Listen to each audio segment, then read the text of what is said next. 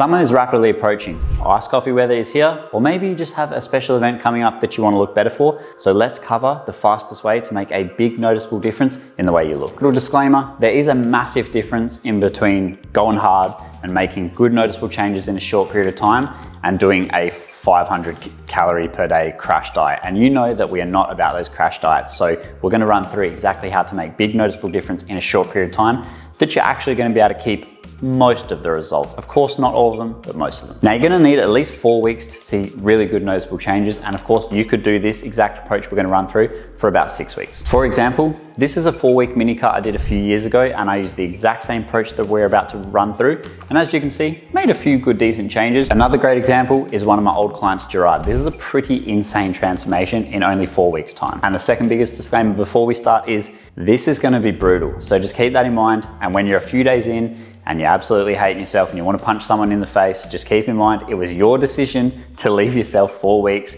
before your event when really you probably needed 8 to 12. But hey, shit happens, we all make mistakes. So let me show you what I would do if I only had 4 weeks. So we've got 5 simple steps to follow here. Step 1 is going to be fat loss, because the fastest way to see noticeable big changes in your body is to simply lose body fat. Unfortunately, muscle building is a bit of a slow process, and there's just no way in hell that you're going to be able to put on a shit ton of muscle in 4 to 6 weeks that it's actually going to be a noticeable difference.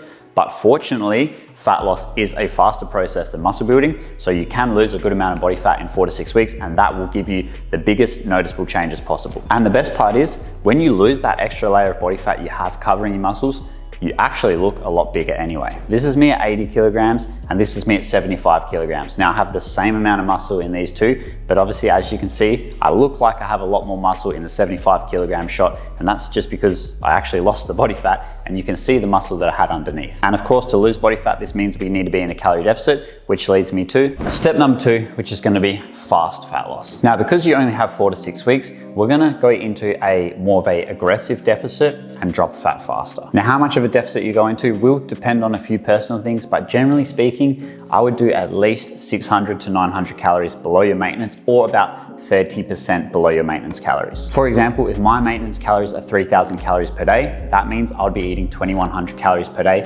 for this 4 to 6 weeks. And that's the starting point. If I'm not losing fat fast enough, they might even come down. Now, if this is your first time doing a calorie deficit or fat loss phase, if you're a little bit new to this and you're unsure how to figure all of that out, don't stress. At the end of this, I'll put up a video with a step-by-step guide that will show you exactly how to figure that out. Now, the other thing is, with a fast body transformation, you also want to focus heavily on all of your macros, when generally I would just say, focusing on your calories and protein will get majority of the job done. But this time, because short period of time, we're trying to get absolute every single drop out of the next 4 to 6 weeks, you want to be focusing on your protein, your carbs, and your fats. Obviously, your protein needs to be high enough so that 1.7 grams to 2 grams per kilogram of your body weight is still going to be the sweet spot. That'll make sure that you maintain all the muscle that you have. And then the rest of the calories, obviously carbs and fats, you want to keep the fats actually quite low on the lower side, and the carbs can fill the rest. The reason why you want to focus on that and not just like hit your protein or hit your calories is because you're gonna feel like shit.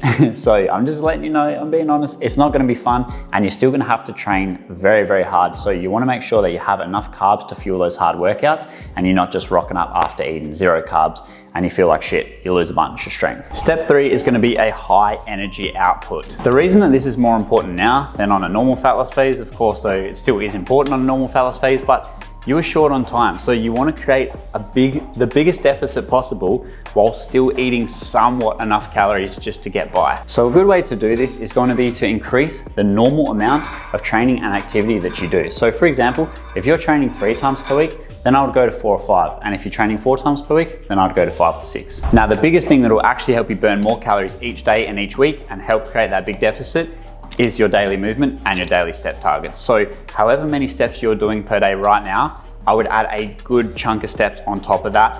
Honestly, probably a good like 5,000 or so. And I know it's not sustainable, it's gonna be brutal, and it's not fun. But remember, you've only got 4 to 6 weeks, you have to go hard. Step number 4, no social meals or alcohol in this time period. But Alex, you always talk about sustainable results, making it a lifestyle fit.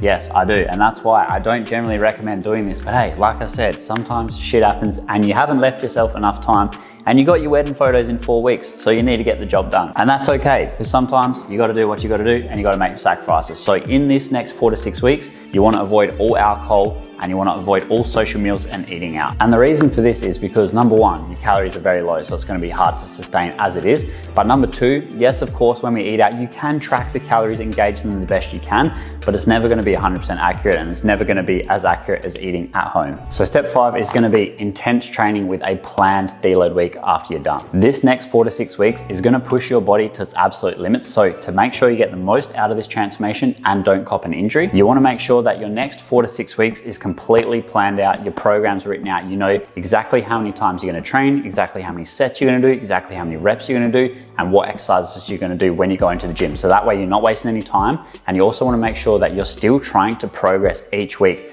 Because it is such a short period of time, if you do it properly and hit the macros like we said, you honestly shouldn't lose much strength at all. You might even gain a touch, and that way you won't lose any muscle, you maybe even gain a touch, especially if you're a beginner. And of course, not sure if I need to say this, but you have to be training with weights. That's the only way to create a crazy body transformation. I would make sure in this time period that you're weight training at least 4 to 6 times per week, and you are trying to push those sessions to the limits, and you are trying to add a little bit more weight or a couple more reps each time you go in.